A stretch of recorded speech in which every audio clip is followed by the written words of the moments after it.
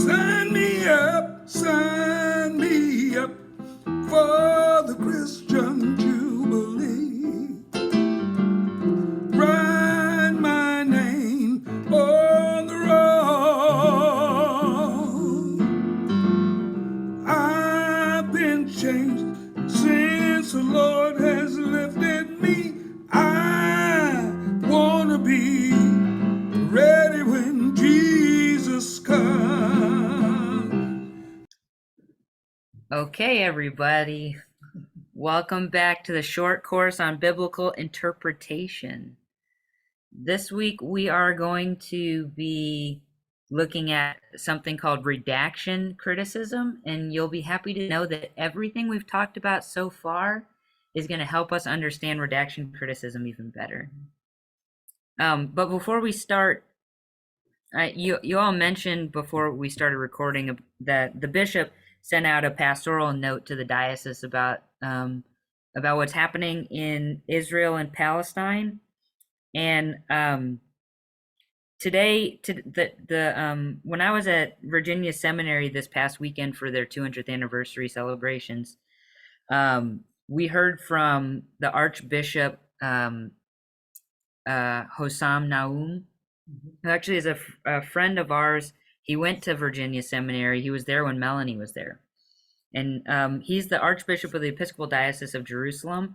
And he had asked us at that point to make October 17th, which is today, a day of fasting for the Holy Land. And in really early on this morning, the Archbishop and the Diocese of Jerusalem, they run a hospital in Gaza and have done for several years. It's called the Al-Ali Hospital. And this morning, the hospital was bombed. No. And it looks like several hundred people died. And so the Archbishop has put out a statement, and he'll be having a press conference tomorrow about it. And they were trying to raise funds because that hospital has been sheltering people and giving them medical care, which is why the casualty rate is so high, because it's where people have been going. And so I'd just like to pause a moment before we get into our study and just have a little moment of prayer, if we could, because it has been weighing on me and breaking my heart. So the Lord be with you. Lord God, we thank you for giving us ways to look at the Bible and to make it make sense for our lives. It is an incredibly important document, an incredibly important part of our mutual history. But it can also be a dangerous document if it's used for dangerous purposes. We put into your care all those who have died today in all of the conflicts around the world, but especially in Israel and Palestine and the Al-Ali Hospital. We pray that you would care for the souls of the dying and the dead. We pray that you would bring an end to this conflict. We pray that your Spirit would speak to the leaders and that peace could be brought to this region. We send our hearts across the waters. We pray that you would give protection to those who still live. In Jesus' name we pray. Amen. Okay. So, that's a tough way to start class, but I think it's important that we do continue to do our class, because it's through really understanding the vast multitude of ways that the Bible can be interpreted that we can, I think, change the world around us. and continue to bring God's love into the world. And so that's what I'm dedicated to. And so I'm gonna try and do this. So as we said at the very beginning, I bring this up every week, but our Pierre Bourdieu quote, there's only a perspective seeing, only a perspective knowing, and the more affects we allow to speak about one thing, the more different eyes, we can use to observe one thing, the more complete will be our concept of this thing, our objectivity. And then I'm going to give our quote for this week, for this particular week on redaction criticism. You may know this. It goes a little something like this. Oh, say, can you see by the dawn's early light what so proudly we hailed at the twilight's last gleaming, whose broad stripes and bright stars through the perilous fight, o'er the ramparts we watched, were so gallantly streaming, and the rocket's red glare, the bombs bursting in air, gave proof through the night that our flag was still there. Oh, say, does that star-spangled banner yet wave o'er the land of the free and the home of the brave? And of course, as always, we'll come back to it.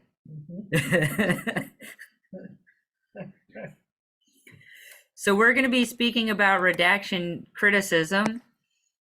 And so I want to give us our key terms for the night. So redactor, this is, it may look like a foreign word. It is. This is a German word for editor.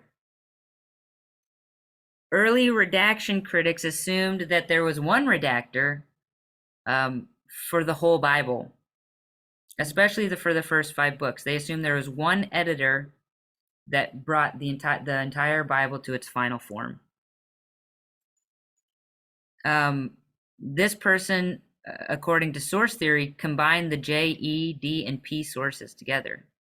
Later scholarship, though, sees layers of redaction that go for generations within authorized editing communities. Source critics tend to ignore editorial layers, and I think to their peril. And I'm going to give you, I made a nice little chart so we can compare the last 3 types of criticism that we've talked about, so we can see how they actually interact with one another. But the next key term is types of redaction. The types of redaction are the processes employed by ancient editors when making changes or copying the text. And this is similar to what we discussed in text criticism. So you can see, I just named a couple of types of redaction. So we see editorial insertions or additions, resumptive repetitions, linguistic markers, explanatory glosses, and divine discourse or oracles, and omissions. And these are the things that scholars are looking for to kind of prove that there was an editor's hand working on the text, and that it wasn't just a J or an E or a P source. So an editorial insertion are things that were added to the text during the editing process. So that you could also just call it an addition, but insertions are things that were added to the text. Resumptive repetitions are when a phrase is repeated and it seems to bracket an insertion. Linguistic markers, the editor adds a word or phrase that is meant to smooth the transition between insertion and base text. And I'm going to give you examples of all these, don't you worry. Explanatory glosses, the editor adds an explanation of something that he thinks his readers will not fully understand in the text. Divine oracles, like what they sound like, or divine discourse, this inserts a divine message into a narrative. Now, just from my perspective, this is the most tenuous one, because when you look at those, it's hard to say. I mean, it's easy to say, here's a change in genre, as we talked about with form criticism. And that's basically where they're getting this idea from, is that when you change genre, it means it's a change of who's writing. I don't know that that's necessarily the case. It could be the original author just putting in this thing that he knows from the liturgical uses. And then the last one are omissions. And this is where the editor either accidentally or purposely removes something from the text. And we talked about these during our text criticism class. This is the hardest one to prove. Okay. So let's move to the next slide, I think. No, let's not move to the next. I'm going to leave this up just for a second. So our last two sessions focused on what lies behind the text of the Pentateuch, the sources, the oral tradition, and the Sitz im Leben. This week, we're looking at a theory that tries to explain how it was all brought together in the text. Whereas the form and tradition critics had seen the sources J, E, D, and P as mere compilers of the text, like someone who puts a puzzle together, redaction critics look at the creativity of these sources as authors or editors. They look for clues of editing in order to bring out the theology of these editors as creative manipulators of the tradition.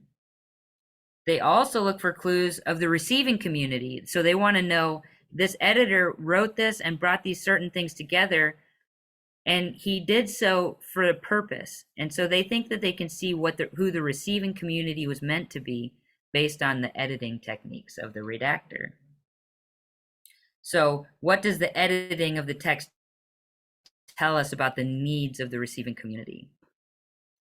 So in the beginning, like I said, scholars spoke of one redactor with a capital R, but subsequent generations have seen many layers and generations of editing. Strands of tradition made their way into the text.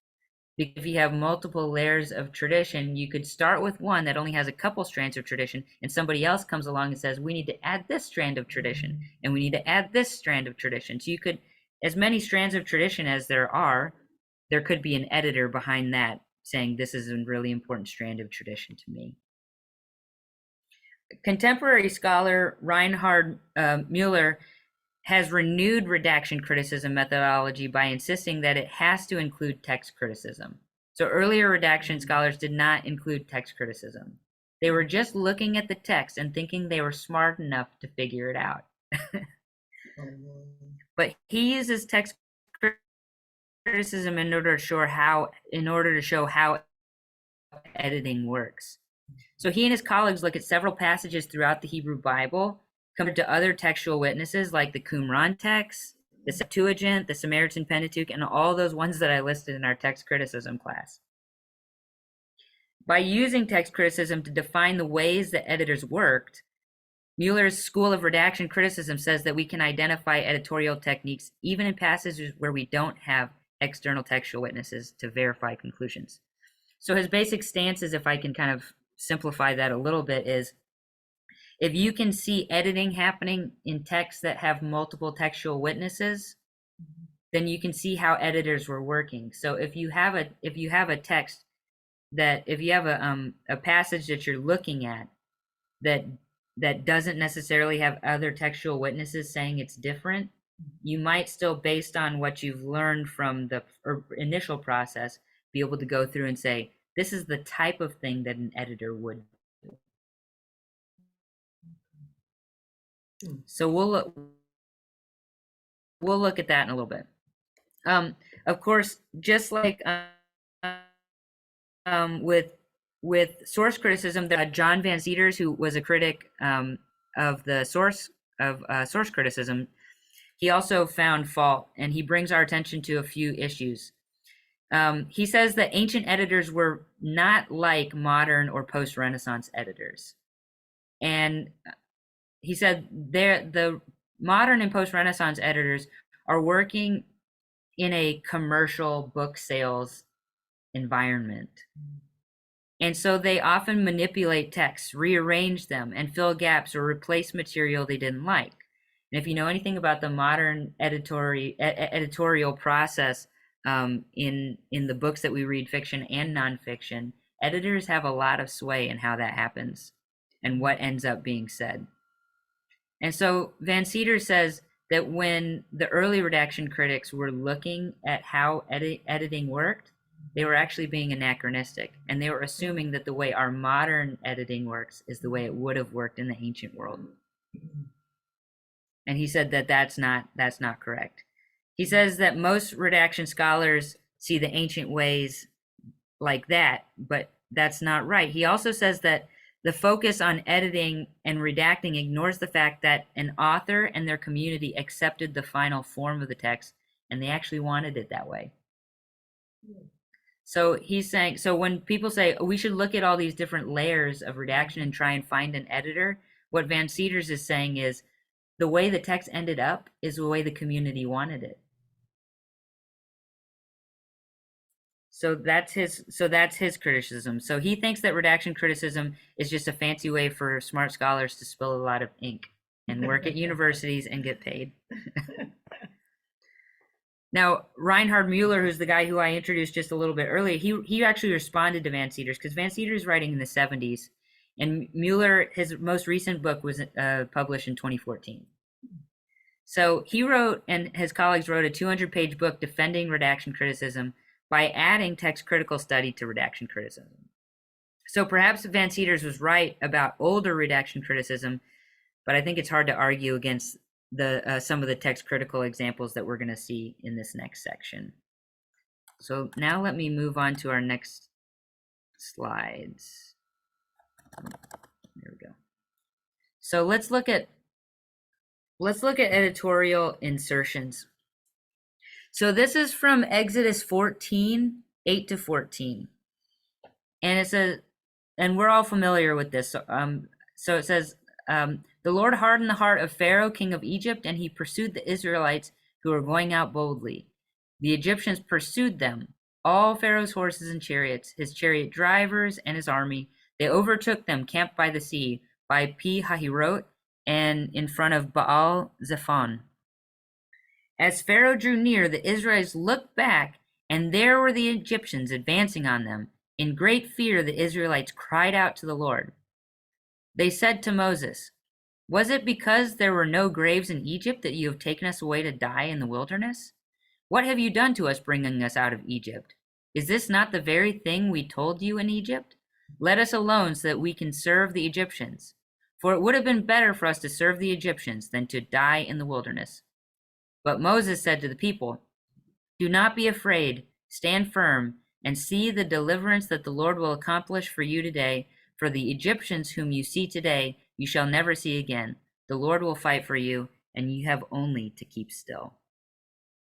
So what a redaction critic is going to say as this editorial insertion is they look at this and they say, okay, in great fear, the Israelites cried out to the Lord in verse 10. But then instead of going to what they said to God, it says, they said to Moses. And then it has nothing to do with fear. It has them complaining, which is something that they do later in Exodus. They complain a lot. Exodus 15, Exodus 16. There are all these complaint scenes. But so what the redaction criticism person would say was, look at how in great fear the Israelites cried out to the Lord. And then if you skip down to 13, but Moses said to the people, do not be afraid. Moses saying, do not be afraid, answers directly the fear that causes the people to cry out to the Lord in the first place. And so what a redaction critic will say is that verses 11 and 12 were inserted into the text because of the non sequitur. And because you can see how verses 10 and 13 would go together more seamlessly if there wasn't this thing about the people complaining in the middle. So that they would say is an editorial insertion. This does not have this. Now this one, this example I got from a guy named Jean-Louis Ska, and he does not use text criticism. He does older redactional criticism. So he doesn't look at any other source, any other textual witnesses to say if the Septuagint has this in there or not. Let's look at resumptive repetitions. So this is from Exodus 6, 10 through 7:1. And I'll explain the colors to you when we get to them. So, then the Lord spoke to Moses, go and tell Pharaoh, king of Egypt, to let the Israelites go out of his land. But Moses spoke to the Lord, the Israelites have not listened to me. Why should Pharaoh listen to me, poor speaker that I am? Thus the Lord spoke to Moses and Aaron and gave them orders regarding the Israelites and Pharaoh, king of Egypt, to free the Israelites from the land of Egypt. Verses 14 through 25 I left out because it's a genealogy. It's a genealogy of all the Levitical families that were there with Moses when he spoke to Pharaoh. Yeah. So then it resumes. It was this same Aaron and Moses to whom the Lord said, bring the Israelites out of the land of Egypt, company by company. It was they who spoke to Pharaoh, king of Egypt, to bring the Israelites out of Egypt, the same Moses and Aaron. On the day when the Lord spoke to Moses in the land of Egypt, the Lord said to Moses, I am the Lord. Tell Pharaoh, king of Egypt, all that I am speaking to you. But Moses said to the Lord, since I am a poor speaker, why should Pharaoh listen to me? The Lord said to Moses, see, I have made you like God to Pharaoh, and your brother Aaron shall be your prophet. Okay, so let's hear what they're saying. So resumptive repetition. So let's look at the repetitions that we have. So I don't, I've bolded it because my cursor's not on the screen. But if you look in verse 12, it says, but Moses spoke to the Lord, the Israelites have not listened to me. Why should Pharaoh listen to me, poor speaker that I am? Look how it's almost exactly the same as verse 29. The Lord said to Moses, I am the Lord, tell Pharaoh, king of Egypt, all that I am speaking to you. But Moses said to the Lord, since I am a poor speaker, why should Pharaoh listen to me? So what a redaction critic will say is this is resumptive repetition, which means you repeat the first thing where the insertion began at the end. And actually, I do this in sermons sometimes. So if I'm going to go off on a tangent on something, I'll try to come back and tell you what my initial point was so that you're not lost. So this is something that they see as an editorial indicator that something is going on. The other thing to look at is, look, when it first starts in Exodus 6, it's only Moses. Then the Lord spoke to Moses. But then look at verse 13. Thus the Lord spoke to Moses and Aaron. Now that doesn't necessarily mean that this is an addition. There are lots of places where, somebody's talking to one person and they talk to a second person also. But when you get to this part where you have the genealogies of Levitical families, that completely disrupts the narrative. And you know that genealogies are something that's important to the priestly writer, especially since they're Levitical families, and the Levites, right? They're the priests. So it becomes pretty clear that the priestly writer wanted to get a genealogy of people that he knew, or his tradition of people that he knew and their ancestors into the biblical text. To bring importance to them? To bring importance to them and to bring importance to priests. He wanted everybody to know that priests, that this idea of priests goes before the Mount Sinai, and that they're there. And so you actually see the priestly writer adds priests in a lot of places. That's one of the editing things. Verse 28 is the editor's kind of fancy way of smoothing the transition back into the resumptive repetition. So on the day when the Lord spoke to Moses in the land of Egypt, because we see it says, it was the same Aaron and Moses to whom the Lord said, and then that same sentence ends with the same Moses and Aaron. They really want you to know that Moses and Aaron are both there. It's because Aaron is the ever priest. And so the fact that Aaron's there makes it more likely this is a priestly insertion.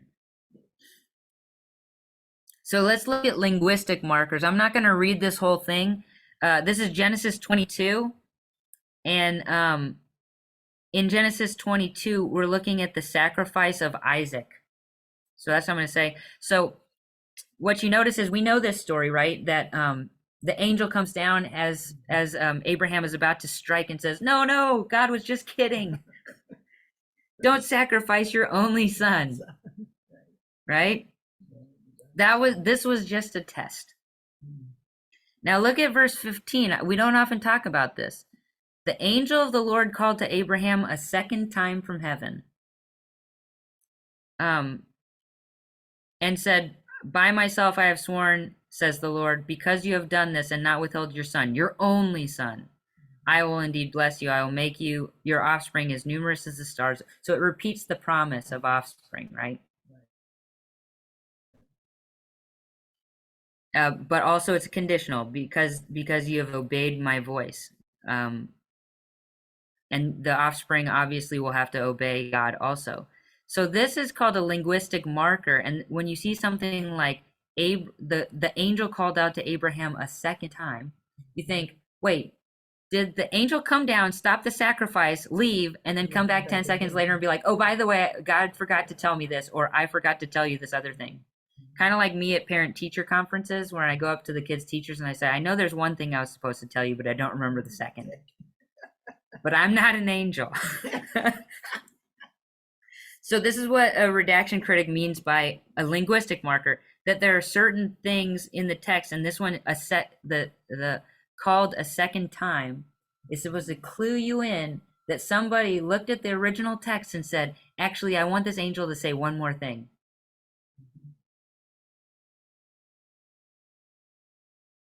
So here are explanatory glosses, and this is probably the easiest and probably the one that happens the most often. And we've talked about this before. And this is just where an editor thinks that you don't know something, and so he explains it to you. So this is Exodus 16. Oh, my favorite chapter of Exodus. And at the end, he says, "An omer is a tenth of an ephah." Now you have to know what an ephah is also, but this editor assumed that you know what an ephah is, but not an omer. So the term omer, just for context, is used 5 times in the preceding passage. So throughout the Exodus 16, omer is used 5 times. And this type of information is simply to add information that the editor thinks you don't know. So at the very end, this is the last verse of Exodus 16. He says, "Oh, by the way, I've used this term." They use the term omer in this narrative a lot. I'm going to tell you what it means. Now, this is the one, the divine discourse or oracles, which I told you I am not always so sure about this. Form critics and tradition critics really love this because it's a change of genre, right? An oracle changes from straight narrative. And the early redaction critics took this up. So, did you know Abram's father was named Terach? He gets about 5 lines in the, just enough to get them to Haran. So you have this, Terach took his son Abram and his grandson Lot, son of Haran, and his daughter-in-law Sarai, his son Abram's wife, and they went together from Ur of the Chaldeans, that's Babylon, to go into the land of Canaan. But when they came to Haran, they settled there. The days of Terach were 205 years, and Terach died in Haran. And this is typical. We've all the patriarchs that we've heard of now, before now in Genesis, it's always been, here's what they did, here's how long they lived, and then they died and where they died. Genesis 12 opens, "Now the Lord said to Abram, go from your country and your kindred and your father's house to the land that I will show you. I will make you a great nation, and I will bless you and make your name great, so that you will be a blessing. I will bless those that bless you, and the ones who curses you I will curse. In you all the families of the earth shall be blessed." So Abram went as the Lord had told him, and Lot went with him. And then it goes back. This is where the redaction critics say it goes back. Abram was 75 years old when he departed from Haran. Abram took his wife Sarai and his brother's son Lot and all his possessions that they had gathered and the persons whom they had acquired in Haran, and they set forth to go to the land of Canaan. So the redaction critic here is saying that This change of genre to an oracle tells you that somebody is inserting an oracle into the regular narrative. So without this oracle, it would have gone straight from the days of Terach were 205 years, and Terach died in Haran. Abram was 75 years old when he departed from Haran. So you can see how, in a narrative sense, that would be very kind of, that would be a kind of, I don't know if I want to say elegant, but seamless. Now, without some sort of text critical evidence, I don't know if you could prove this, because if I was the author of a text, I could easily add an oracle. If I wanted, if I could stop my narrative to insert an oracle. We see this in the Gospels, right? When I've talked about intercalations, if you looked at the hemorrhaging woman, which is an intercalation in between Jairus's daughter, who is dying, and Jesus goes and resurrects her after she dies, you could say, oh, it's obvious that a later redactor came in and added this story of the hemorrhaging woman. You could say that, or you could say that the author who wrote that story was using a literary device that stopped the narrative so that you could have some time pass before the narrative continued. Right? And we've talked about that in I've talked about that in sermons. So I'm not so convinced by this. I think this is kind of a residue from form and tradition criticism that made its way into redaction criticism. And then the last one are omissions, and these are hard to prove because it's hard to prove a negative. Like if an atheist comes up to you and says there is no God, be like, prove it. How do you prove that something doesn't exist? The only reliable way to prove an omission is through text critical analysis, really, to prove it. Now, if you look at a bunch of omissions in text criticism, and then you want to make an educated guess about where something else might be omitted, then redaction critics can have at it. But they're going to have to do a lot of legwork. But look at this. So this is a text critical analysis of Deuteronomy 34. And in the Masoretic text, which is our Hebrew text, right, the one that comes to us from the Middle Ages, it says, and Moses went up from the plains of Moab to Mount Nebo, to the top of Pisgah, which is opposite Jericho, and Adonai showed him the whole land, Gilead as far as Dan, all Naphtali, the land of Ephraim and Manasseh, all the land of Judah as far as the western sea, the Negev and the plain, the valley of Jericho, and the city of palm trees as far as Zoar. The Samaritan Pentateuch of Deuteronomy 34 has the exact same intro, but then when it says the whole land, it says from the river of Egypt to the great river, the river Euphrates, and as far as the western sea. So they share the fact that the western sea is in there, but they don't mention Judah. They don't mention any of the tribes, Dan, Naphtali, Ephraim, Manasseh. Those are 4 of the 12 tribes of Israel. They don't mention Zoar. They don't mention Jericho. They don't mention the Negev, which is the south of Israel. And so what you can see is that the Samaritan Pentateuch, because it's a later text, and because the Masoretic text, what's in the Masoretic text, is also supported by things like the Qumran scrolls, which come from 200 BC. We can tell that the Samaritans omitted the markers that made this a Judaic reference and added their own.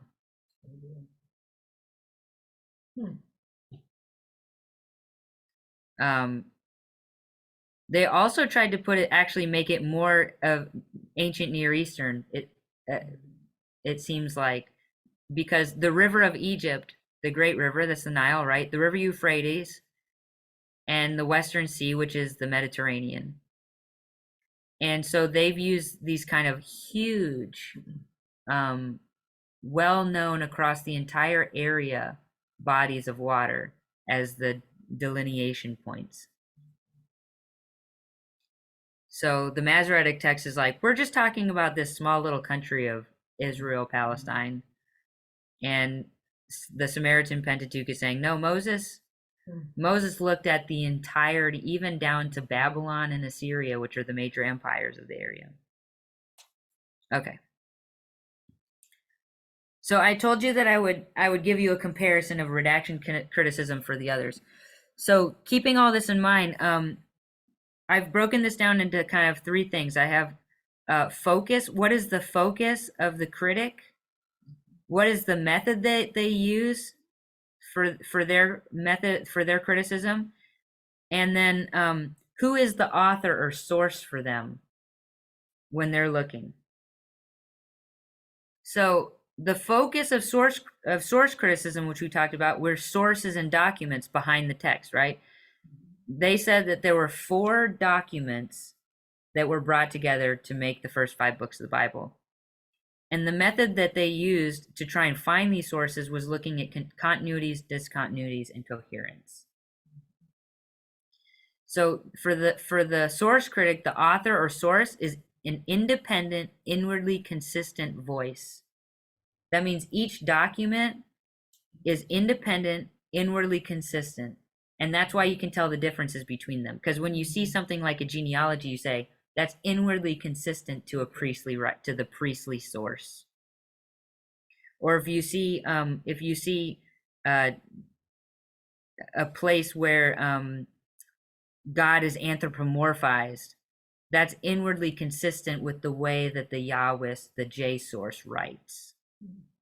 So that's their that's their source. The tradition informed critics, their focus was the original keepers of oral tradition. So remember, they were all about the oral tradition, not documents, not sources. They were looking for the communities that kept these oral traditions. Their method was to look at the form and genre and strands of tradition. So when we see like the oracles or we see poems, then they say this is the oral tradition. And that's what they're looking for. They thought that the authors or the sources, because they believed in the sources of the source critics, they thought that they were non-creative compilers of tradition. So they thought they were puzzle makers, right? The pieces are all there. All you got to do is put them in the right order. And then the redaction critics, their focus is editorial development, right? So the first two, the sources and the documents and the oral tradition, they're trying to look at the material that pre-existed the Bible's coming together as a whole. The redaction critic is looking at the end of the process, not the beginning of the process. And so they're trying to look for editorial development, both early and late. So they'll look for early development if they can find editorial differences between the sources. They're also looking for later developments that are after the sources, things that reflect the very end or final form of the text.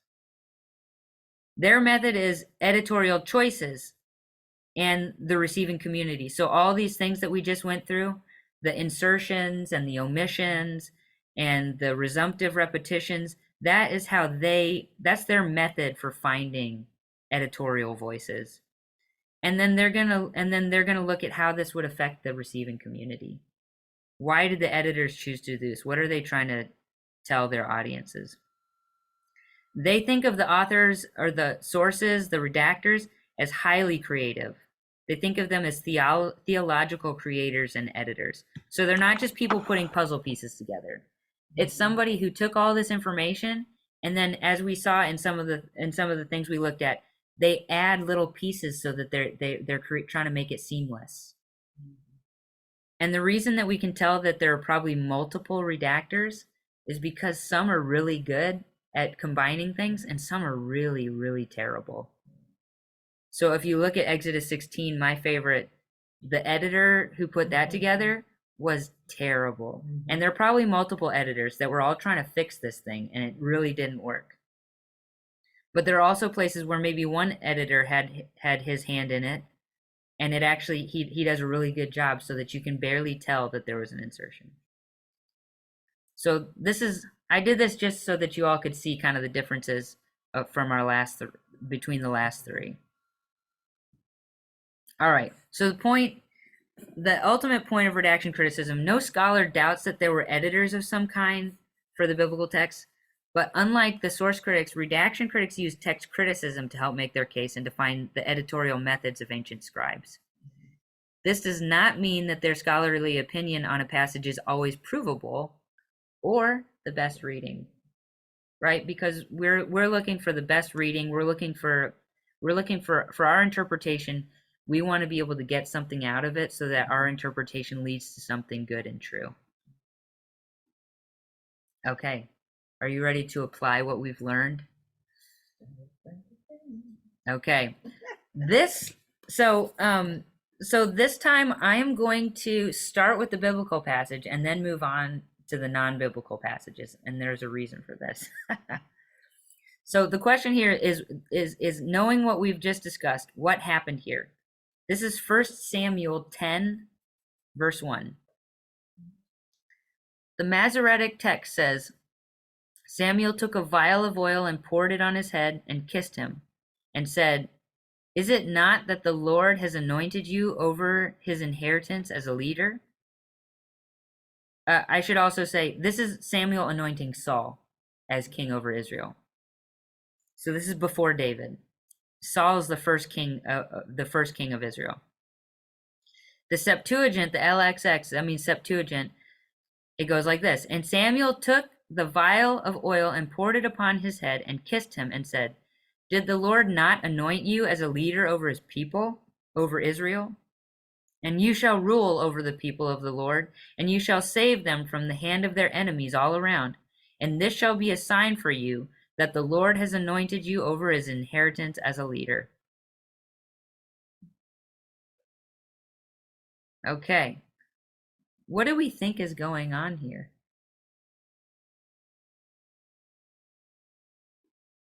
And I'll open up the floor to anybody. Yeah, between the two, one is giving you a lot more insight. You can tell where it's taking to me, what actually happened, and they're stretching it. Okay. So Marlena thinks that the Septuagint has inserted from the point where it says and said, where there's extra material between that and that the Lord has anointed you over his inheritance as a leader. Because that part's the same, right? Mm-hmm. You also have, is it not? Right. Did the Lord not anoint you? And actually in the Hebrew, did the Lord not anoint you? And the is it not are the same. Okay. Because of the way that the sentence structure works. Okay. It says hello, which is a negative question. And it says hello. It says also hello Adonai. So it starts with hello. Mm-hmm. So that's what Marlena thinks is happening. So Marlena thinks it's an insertion by the writer of the Septuagint. Any other opinions? I think I agree with Marlena. It seems like an elaboration. Okay.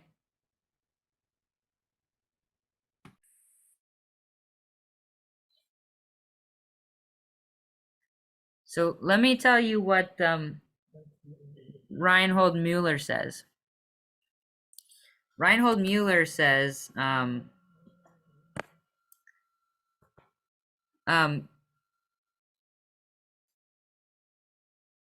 he says that, okay, first of all, we need to remember that the Septuagint is a very old text. And it's older than our Masoretic text. But we also know that the Masoretic text has, which go back before the Septuagint. So that doesn't necessarily tell us anything, right? Which one might be first, which reading might be first. Mueller says that shorter readings are usually preferred when you're talking about editorial because it's more likely that somebody's going to add something and insert something. But there are other sources like the Old Latin. There are a couple Old Latin sources and the Vulgate, which is Jerome's Latin from the 3rd or 4th century CE that attest the longer reading, like the Septuagint. So that's the text critical. Mueller also says that the syntax, we notice, is it not that? And he says that that's an odd phrase that's only found in one other place in all of the Hebrew Bible, where you put is it not and that together. He says it's very odd to find those together. He suggests that the that works better with the last phrase. So it works. He says that it works better to say, and this shall be a sign for you that the Lord has anointed you, and did the Lord not anoint? Those make more sense syntactically than is it not that the Lord has anointed you? So that would not be a resumptive repetition. So this is not a resumptive repetition. Okay. But it is, what he is saying is that if you separate the is it not and the that phrase, then it actually makes a lot more sense. They would fit into their places a lot more easily. The last thing he says is that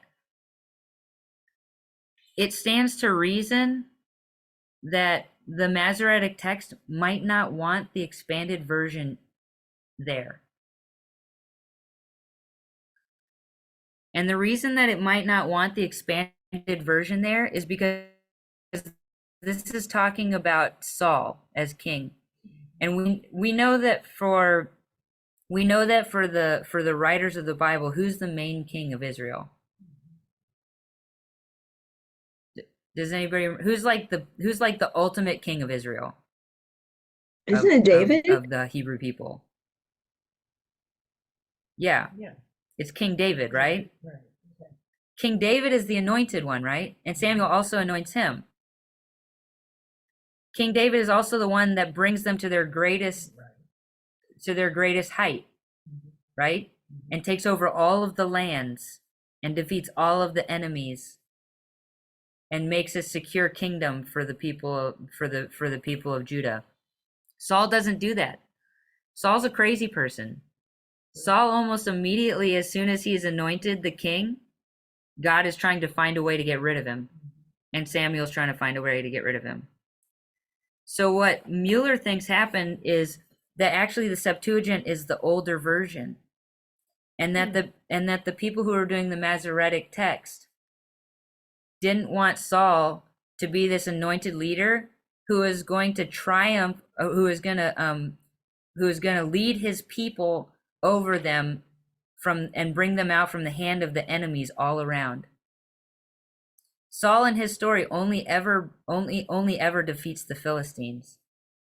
David is the one who defeats everybody else. Well, that kind of makes sense then.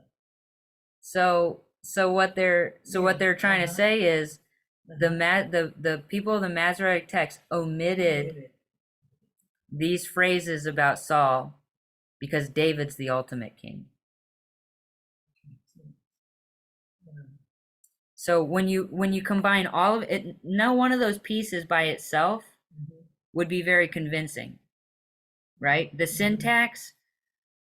Look, I can read French and I don't understand its syntax sometimes, right? I'm like, what? But then you talk to a French person and they're like, oh, that makes complete sense. So when we're talking about a different language, syntax can be misleading because ways that they spoke might not make sense to our ears, but it would have made sense to their ears. So that can be a weak thing. But when you take the syntax and it doesn't seem to make sense, and the fact that the Bible never uses that syntax anywhere else, and then when you look at the other textual witnesses and see the longer reading other places, and when you consider why somebody would have omitted it, you can make a pretty strong case. And actually, if you go right now to the NRSV, it doesn't, it always, the NRSV, our Bibles usually follow the Masoretic text, Mhm. but in these places where it seems beyond doubt that there was something omitted, they actually added it back in. Really? So our NRSV follows the Masoretic text except for places like this, and then it adds back in the stuff from the Septuagint.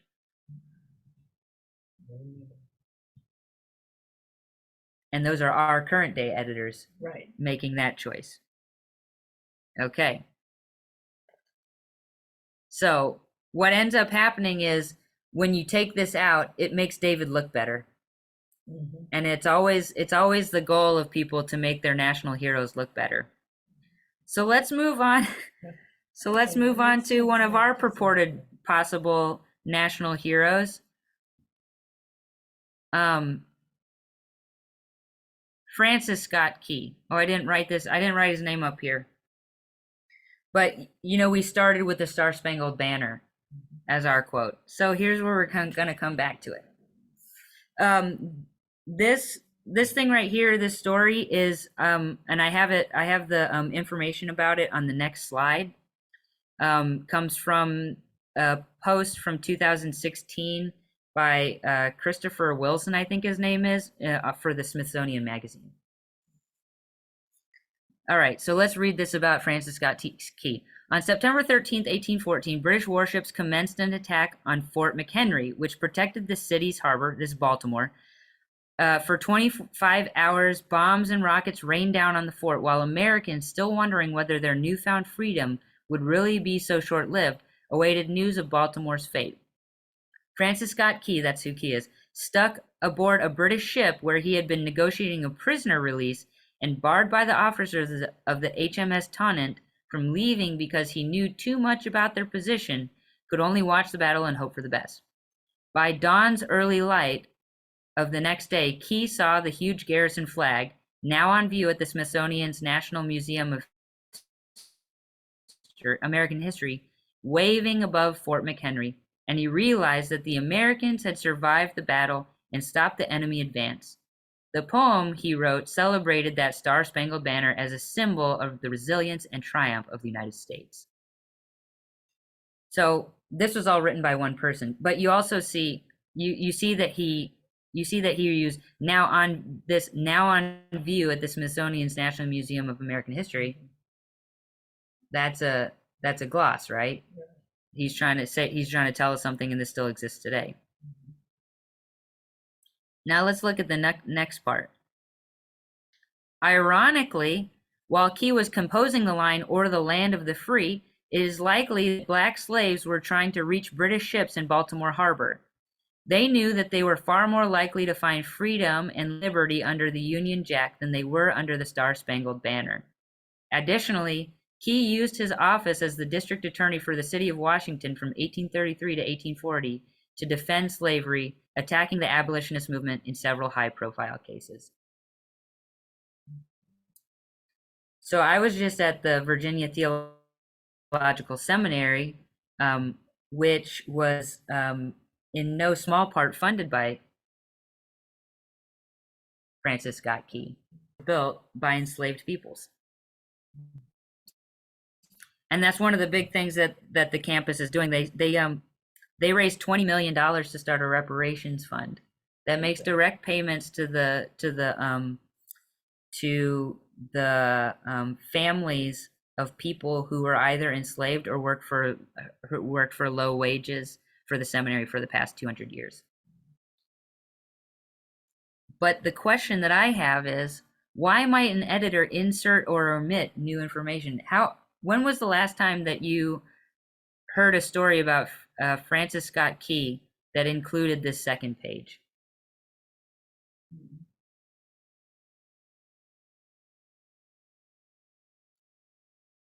Now, if this was a text, you might say this is a national hero. We need to omit this.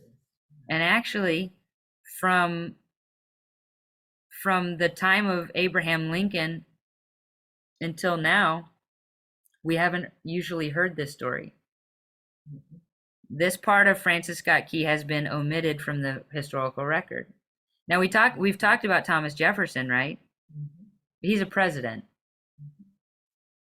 Francis Scott Key benefits from the fact that he's famous, but not famous enough to warrant scrutiny. So why might somebody omit something like this?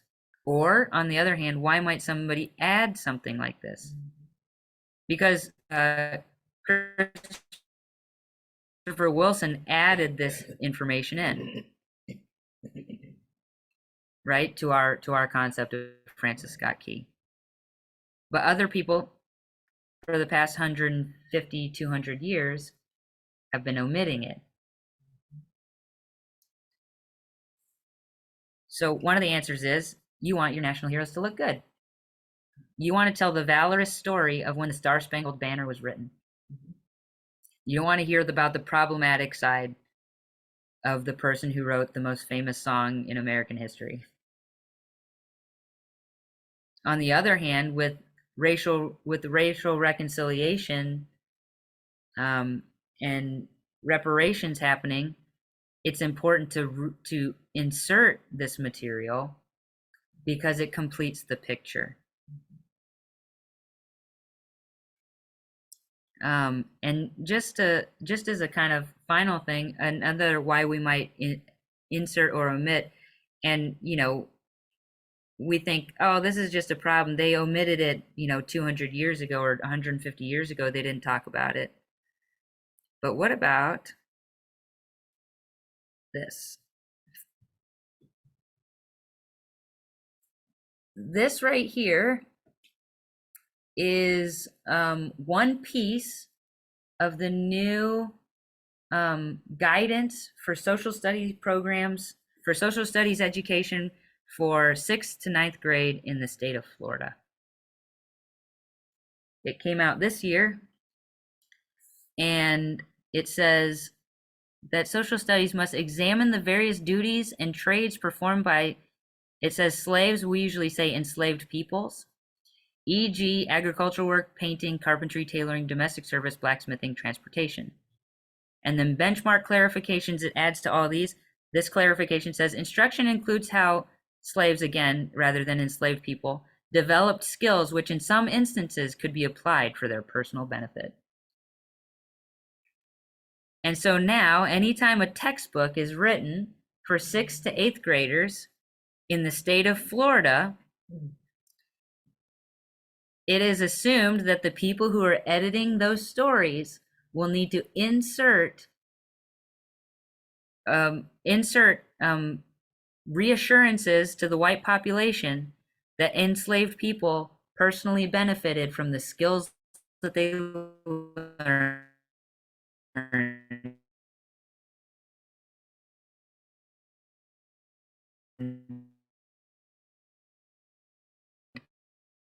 as enslaved people. Of the Florida legislature is that white people shouldn't be made to feel guilty, because apparently guilt is a bad thing and it has no redeeming quality.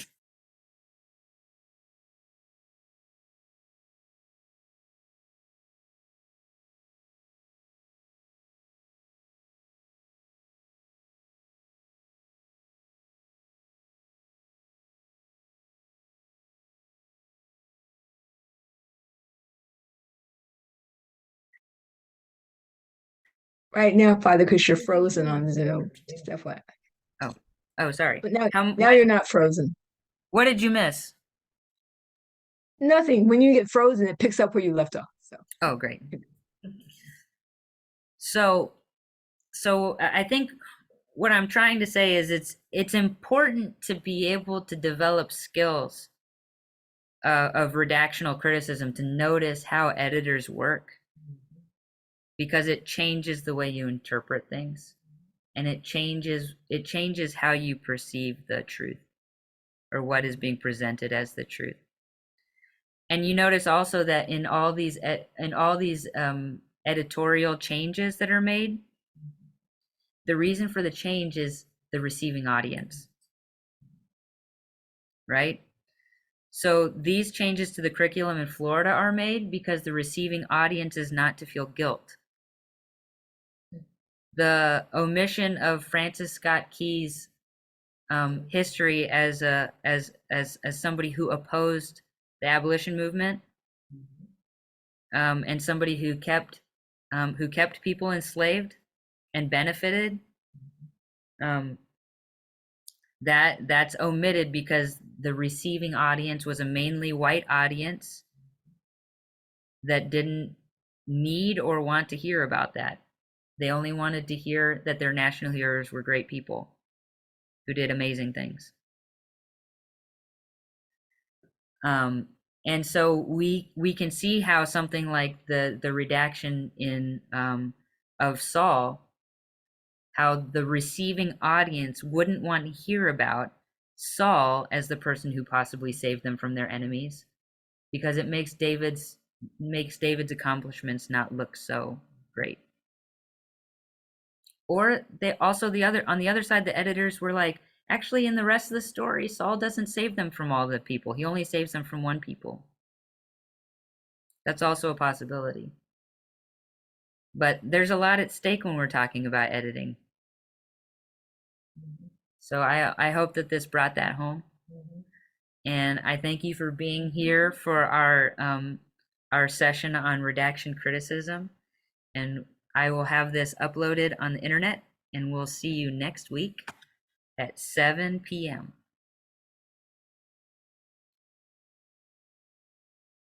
Thank you. Yeah.